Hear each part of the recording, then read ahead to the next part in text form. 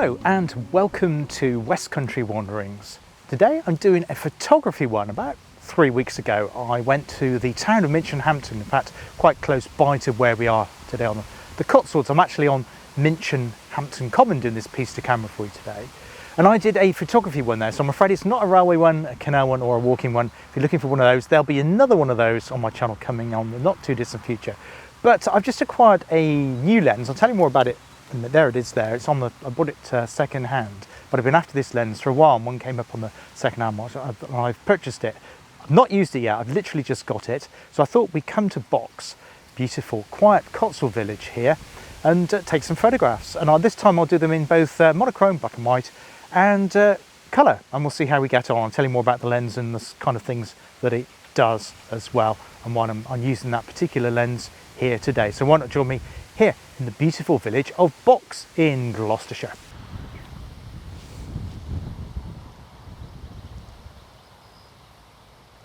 So I'll just tell you more about the lens that I'm using today.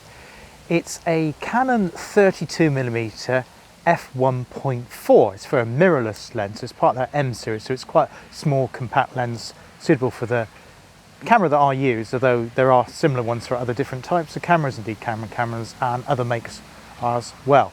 Now in actual fact it's a standard lens. Now many moons ago I had an Olympus camera, I had an OM30, very good camera, and when I purchased that camera from Dixon's, remember those, it came with a standard lens which was a 50mm lens, which is obviously for 35mm film, which we had in those days, and I used to do colour prints and colour slides, reversal film.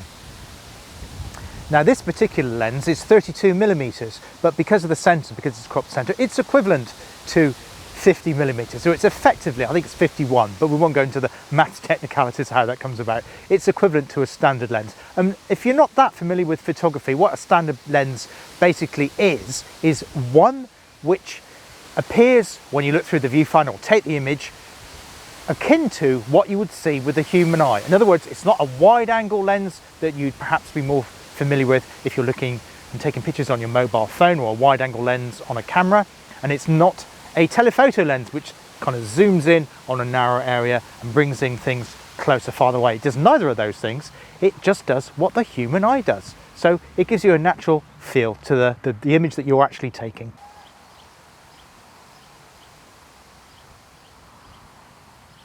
Now one of the reasons I wanted this particular lens is it goes down to what's called f1.4, which means that the aperture of the lens opens up really, really wide.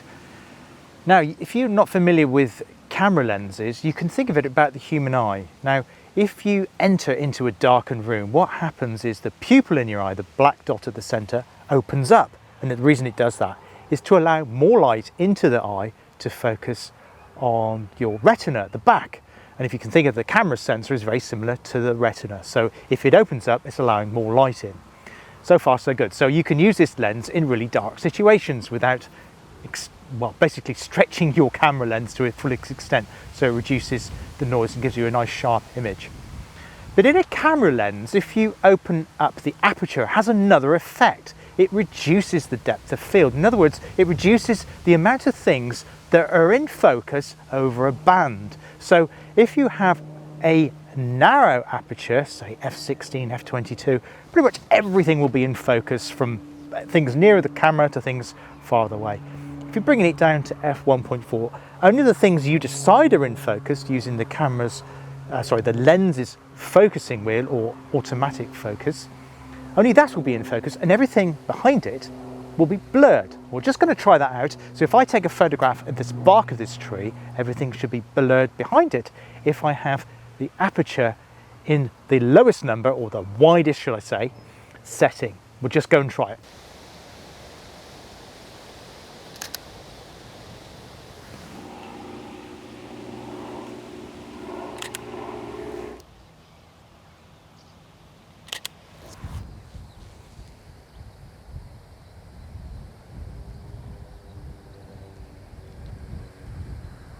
So now we've got some test shots where we'll get down into the village and try it out in the real world. See you in a bit.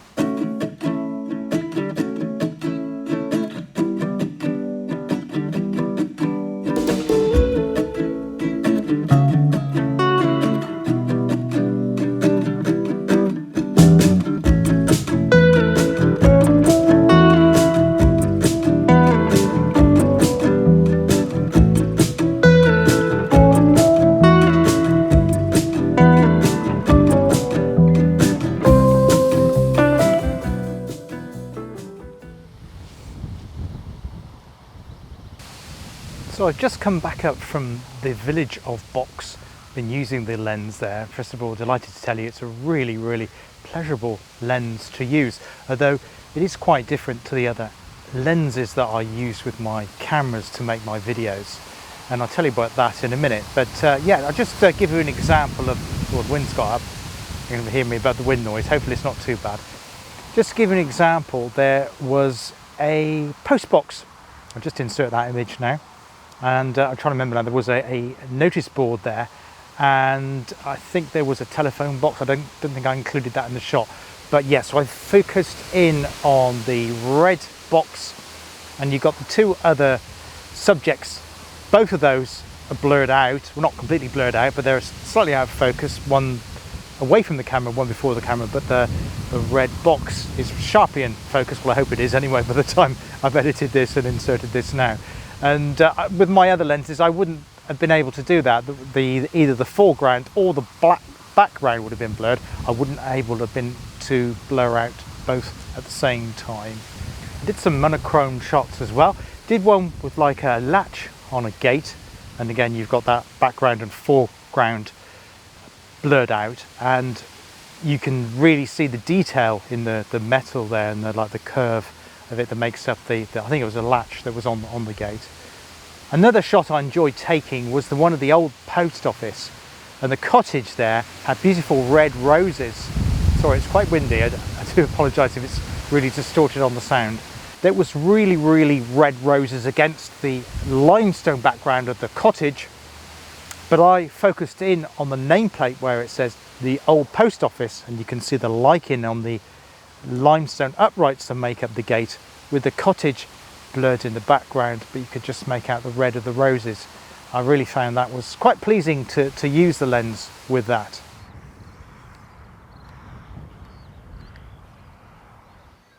Got some lovely pink roses behind me here. I'll just do a clip of that. Yes, so some of the other photographs that I took, there's some of some buttercups that were in the hedgerow. I was using the new lens for those sort of shots. And I'd also tried using it with some video. Now, I didn't have my tripod with me because I left it in the car to go and just to be hands-free, if you like. And just to tell you, this lens doesn't have what's called IS, image stabilization. And although you can use IS in the camera, which is a digital form of image stabilization, you'll be familiar if you use your video on a mobile phone as well, it tries to even out. It's not a perfect kind of solution to that, because it kind of distorts the geometry. It's kind of squeezes corners and that type of thing, so you get a slightly odd pleasing effect when it does that. It's better than nothing. But what I did though is I kind of improvised, a bit like when I made the video the other day down at the canal when I did the towpath opening there. I literally placed the camera on the top of a wall and was filming some grass blowing in the wind now. I'll include that clip now. And it was pleasing to see the background was blurred out to a great extent that I'll be able to get when I was using different lenses. In terms of the practicalities of using the lens out in the field, I found that it was sometimes easier to use manual focus as opposed to automatic focus. Now, there are different AF modes in my camera. I won't bore you with all the details, so you can just literally put AF on and just let the camera do it. But it does react a bit slower to the other lenses that I have. But that's not necessarily a bad thing, because I'm not using it for video, so it's not like it needs to have a fast reaction time. But I found using it with manual focus, it has a nice chunky manual focusing ring on it, and I've got what's called focus peaking, so it kind of, when you can change it to blue or pink or something, and it kind of gives you like a shading on the viewfinder if something's in or not in focus. And that works really well with this lens on manual focus with focus peaking, and I was able to focus in, and it's a real pleasure to do, and it has a very positive movement with it as well. So the whole thing feels really solid, and in terms of photography, still photography, it's an absolutely fantastic and pleasurable lens to use. It's not a lens I'll use every day in my everyday sort of photography. In terms of that, I tend to use most of all, well, I'm recording this actually on my, what I call the kit lens. That's the one that came with the camera. It's a 15 to 45mm standard zoom lens, and I say it doesn't have anywhere near as wide as aperture as the ones I've been using to take the photographs, so you get a little bit of blurred background, but it's not very much. It's only quite a limited effect, but it's good enough for video. It's absolutely fine, and it gives you reasonably sharp. But I think this lens, the new one, is a lot sharper.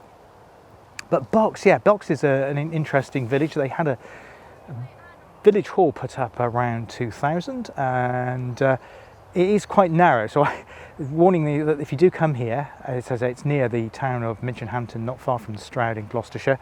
It's probably better to park at the top. There used to be the Halfway House Inn, which is now the Halfway House Cafe and shop, community shop. You can find parking on the common near to that, and just a very short walk into the village. That's probably the best way to do that. Well, I'm going to wrap this little short photography video up now. Please let me know what you think.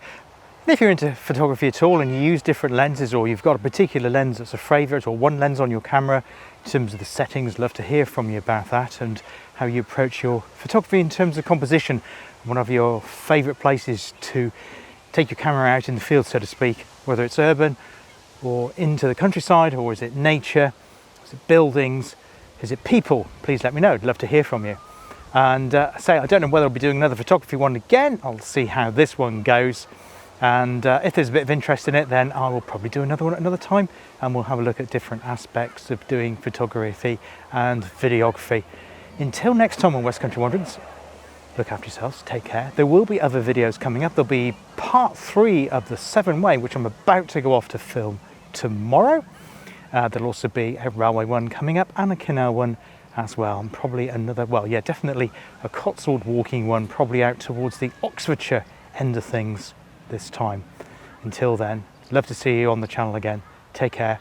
Bye bye for now. Cheers.